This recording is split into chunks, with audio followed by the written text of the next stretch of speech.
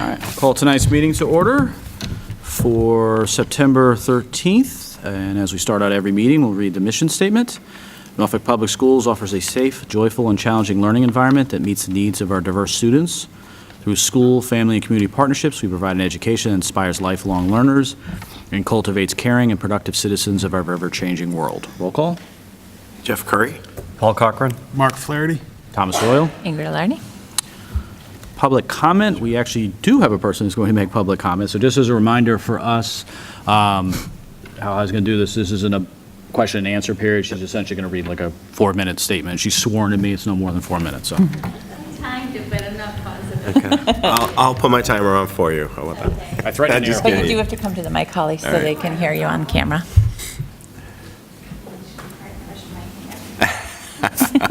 First thing I noticed.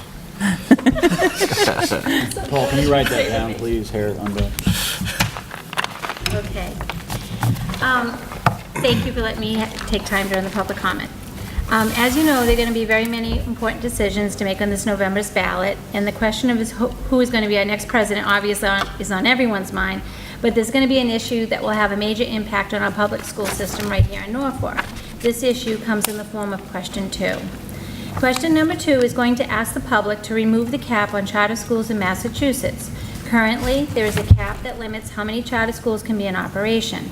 By saying yes to lifting this cap, it would allow 12 new charter schools every year to open.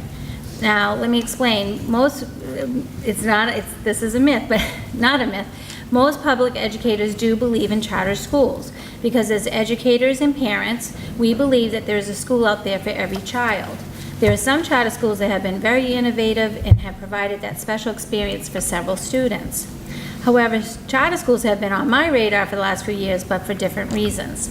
As a special educator here in this district, I have seen some of our local charter schools, they're not able to, or not, they choose not to serve the population of children that I currently work with every day. Children who have many learning difficulties as well as social and behavioral needs. And for that reason alone, that is what makes Norfolk Public Schools a real public school, because in Norfolk we embrace every child who has learning difficulties, as well as work closely with their families to make sure that their child is successful and is provided an education that they deserve. But I think the number one reason why the NTA is concerned and why the public schools should be concerned with the outcome of question number 2 is money. It comes down to money. As public educators and seasoned school committee members, everyone sitting here, we have all been living under years and years of cuts to the budget, our school budget, and to the state budget for public schools. In addition, we have all been weathering through unfunded state mandates that they expect local communities to absorb into our town budgets. So what I didn't realize was that up until fiscal year 2013, the state provided 100%, pretty much 100% funding to these charter schools. As of that time, now the state is only currently providing 63% of funding for charter schools. So where does the remaining money come from? Some of it comes from private funding, but a large majority of the portion comes from public school funds, systems like ours. In fact, last year, $28,500 of Norfolk money was earmarked for charter schools, and this year I just saw the proposed net district payment was going to be $43,359. Imagine what you could do, Dr. Elardi, with all that money for our school district. While we might not be paying as much as our neighbors, Plainville is slated for $146,000 plus. Rentham's going to be tapped for $130,000 plus. And I think I was actually shocked when I saw Franklin's price tag was about $3 million. Does that sound right? Maybe I looked at it wrong. Maybe $300,000, but it was a lot for a town like Franklin. These figures reflect the current cap on charter schools, and I can't even imagine what that price tag is going to look for us if we add 12 new charter schools every year for the next decade. Over the last 4 years, we have witnessed Dr. Elardi carefully rebuild our schools after experiencing several years of budget cuts to our staffing and programming, and having to divert additional monies to privately operated charter schools would mean less resources for the children who we are responsible for educating. So this is where I was going to ask for your help and your support. And I just want you to think about it and let me know next meeting. We're hoping that you can help preserve the focus on real public education. We, the NTA, are asking you as our school committee to consider signing a resolution that states you are against lifting the cap on Commonwealth charter schools. Currently, and here I have enough for everybody, there are 101 school committees and town councils all over the Commonwealth that have already pledged not to support question number 2. And if you need more information, I can get you more information, but those are the basics. And what I did was, just to save you time, I gave you a sample resolution in case you guys are interested, for you guys to preview. And at this time, I just want to thank you for your time in considering this request. But most importantly, I want to thank you for always being the backbone of our school system. Thank you for always supporting us as staff. Thank you for always advocating on behalf of all Norfolk students. Because without your support and willingness to work together as a team, Norfolk Public Schools would not be the outstanding school system we are today. Thank you. Thank you, Molly. Huh? I think you were right at the 4 minutes. The air horn was ready to go, though. Oh, thank you. All right, so moving on, I don't see any further public, so I guess we'll go forward. Correspondence, we did not have anything. And then on to the Walker audit update, which I will largely defer to Ingrid on, but as you remember, we had the audit done. The results just came in Yep. 2-3 weeks ago, something Yeah, like that? about 2 weeks ago. Fairly thick packet of information, a number of very interesting observations. There's going to be some follow-up, obviously, that we're going to do with it in terms of additional meetings, both with the other, well, 3 districts, essentially, since we're all jointly sort of on the same page with this. But going to go through, meet with that. So the plan right now is the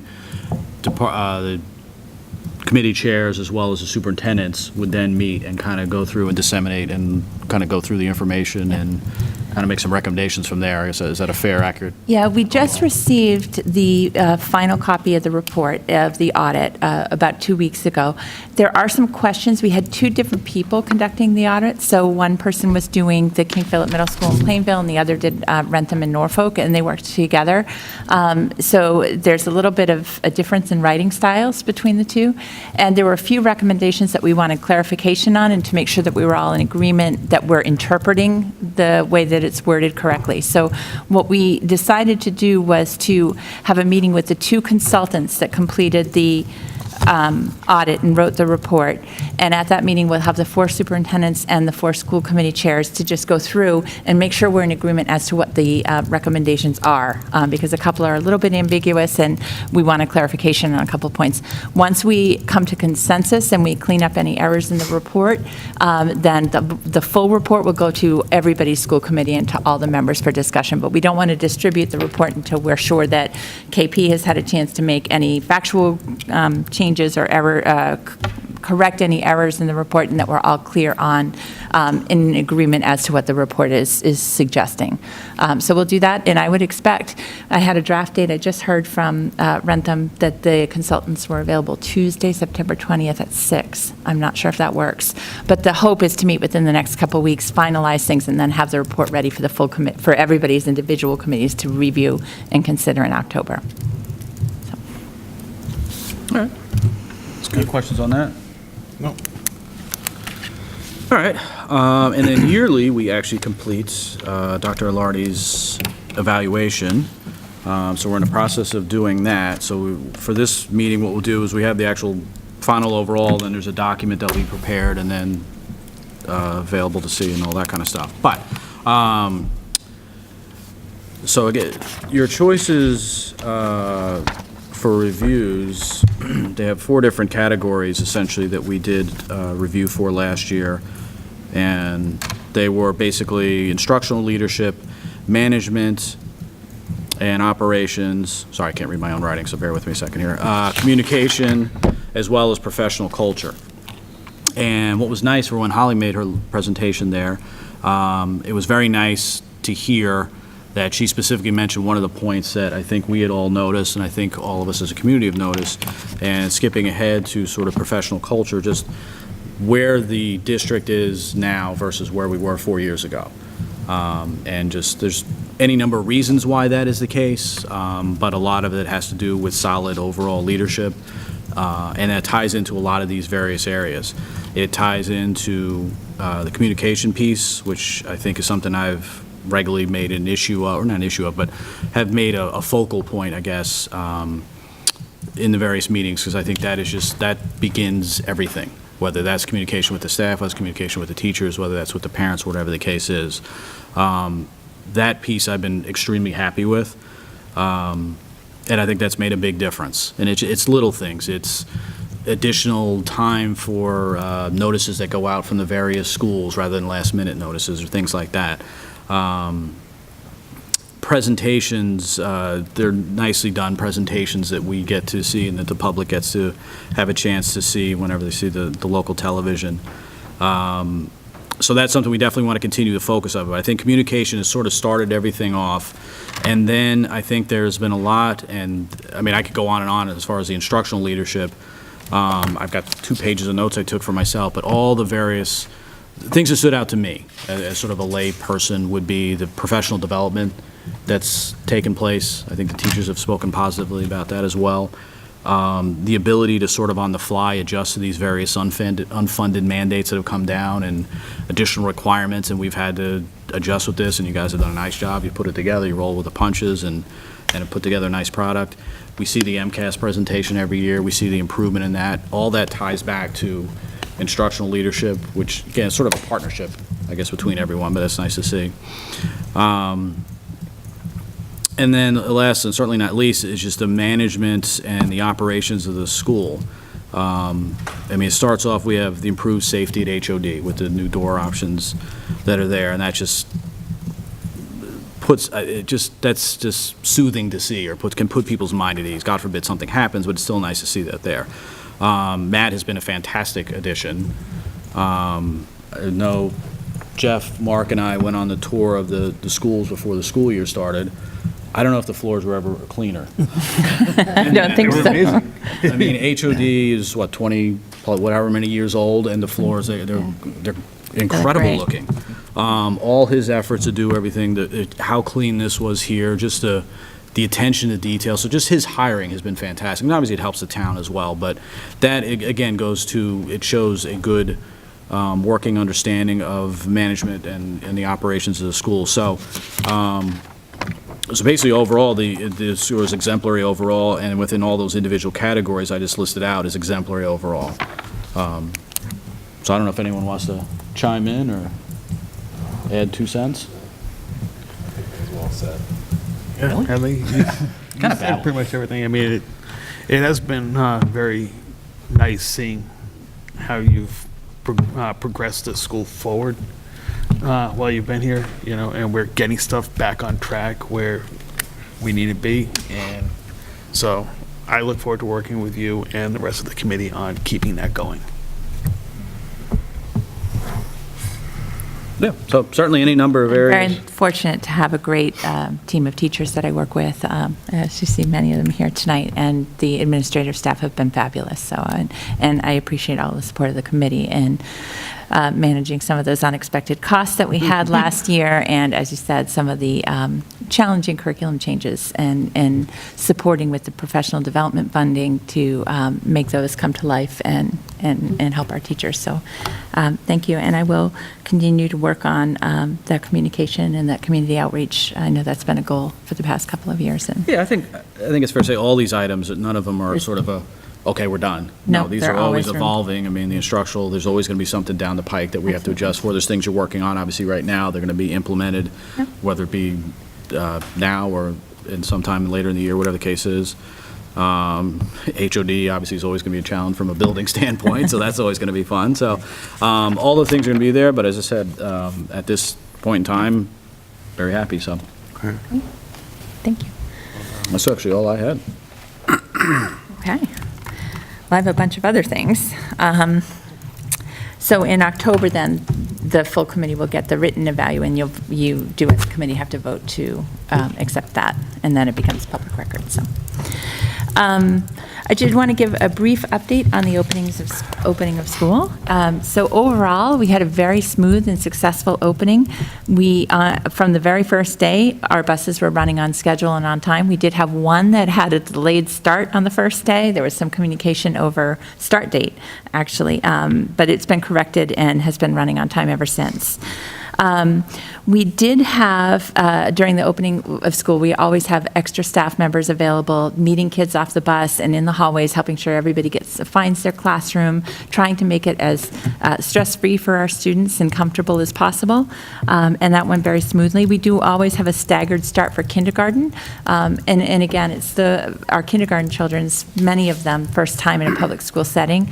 So they have a visit day on the first day of school where they come with their parents, and then the students start, half the class starts the next day and the other the following day. So we have smaller numbers and greater adult student ratios to just support them in that transition. Staffing update, when we last met in August, we had a couple of open positions remaining, and those have been filled at this time. The one we were looking for, and I think I introduced, we hired a music teacher for the H. Olive Day. I think I did give you her information at the last meeting. It was right before that meeting. And then we had a school psychology position open. And I'm just let you know, we've hired Miss Jacqueline Lemp-Munoz. She was here as a school psychologist several years ago and was reduced because of budget cuts, has spent the last 5 years in Millis. We're really excited to have her come back. She does have a CAGS in school psychology. She started this week for us because she did have some time she owed Millis in terms of the transition. So she's just starting with us this week. We just had a lunch monitor position open at the H. Olive Day, which we've just recently filled. And Tony Davis in our SAC is still interviewing and recruiting for one open assistant position in the SAC program. But other than that, we are fully staffed. As far as facilities, as Thomas has said, we did a tour with the school committee before we opened. The buildings are really in fantastic shape. I've heard from a lot of teachers that their classrooms have never been cleaner, which is a great feeling starting the year.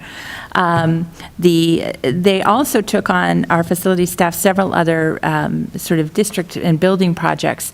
This summer, with the new equipment that was purchased for the floors, they were able to strip and refinish the gym floor here. It looks great.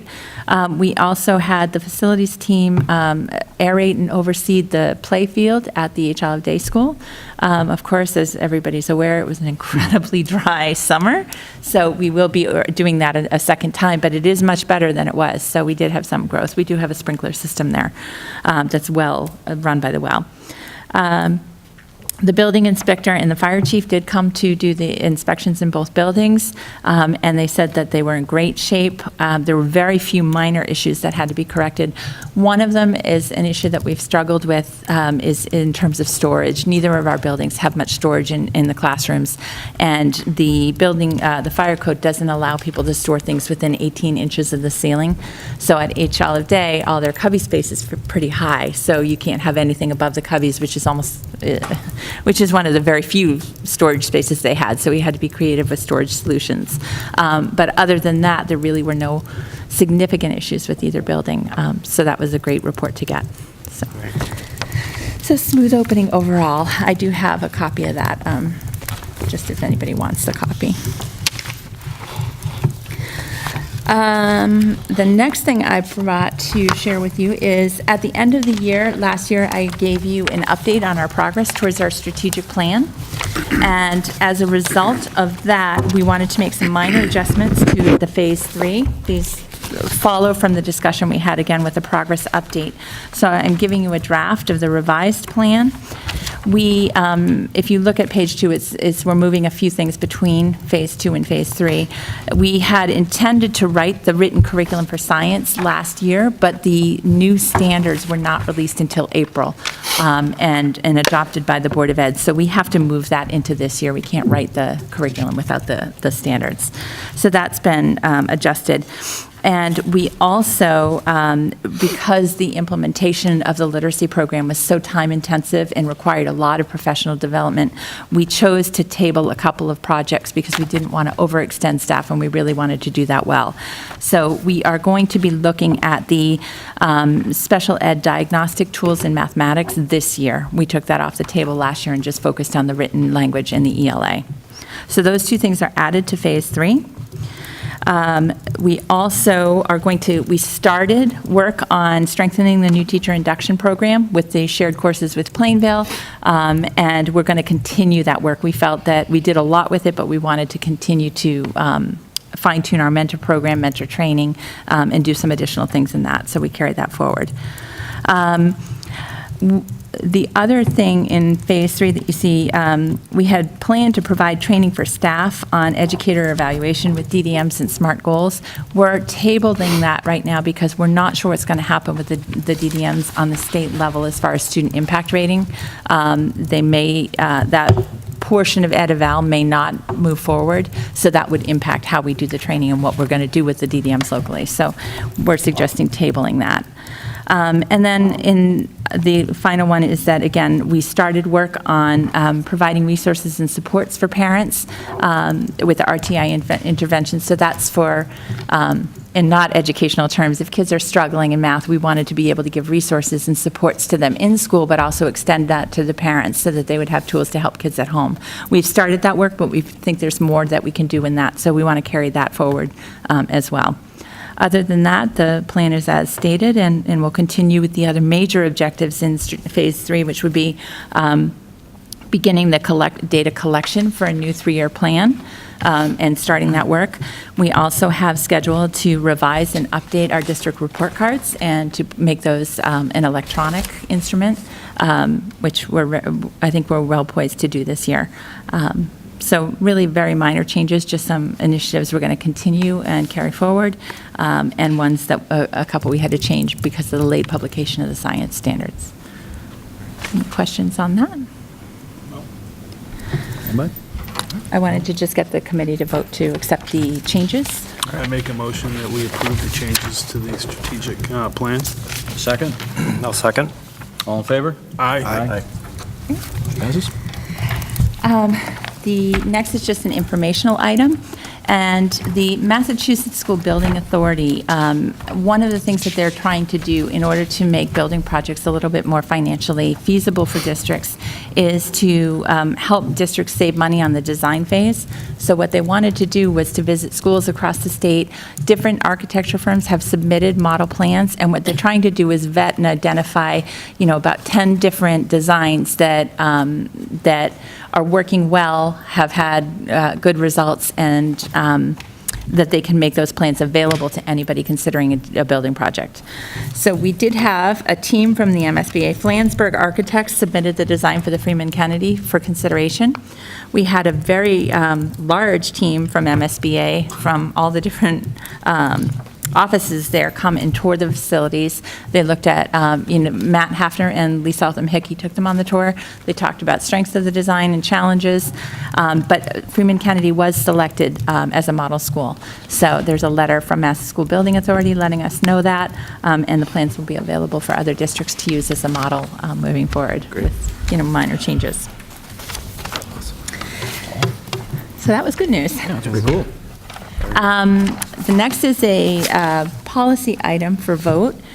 The Walgreens Pharmacy in Norfolk has offered to come to run a flu clinic for our teachers and staff on site. They have done this in the past. The committee's approved that, but we have to have the committee's vote to approve an outside company to come in to do work on the school premises. So I'm looking for a vote to approve Walgreens to make flu shots available to staff and family, and have a flu clinic here October 17th, 3:15 to 4:30 p.m. I make a motion that we have the flu clinic.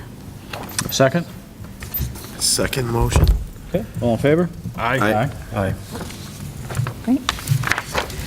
And the last is another informational item by policy. I need to provide the committee quarterly with an update on the use of facilities. And so what you have is a summary of building use from last year, building rental, the groups that rented space, what they rented, the price they paid, and the total revenue generated from building rental, with the total revenue being $7,688.75. I do think that we're going to see that increase this year. We've had several groups that have been looking to do sort of a standing permanent rental, different athletic groups, and Mr. Hafner's been working on increasing rentals for the H. Olive Day gym space as well, because it meets the needs of some of the groups that are looking, so. Great. Do you know where this was as compared to the preceding year?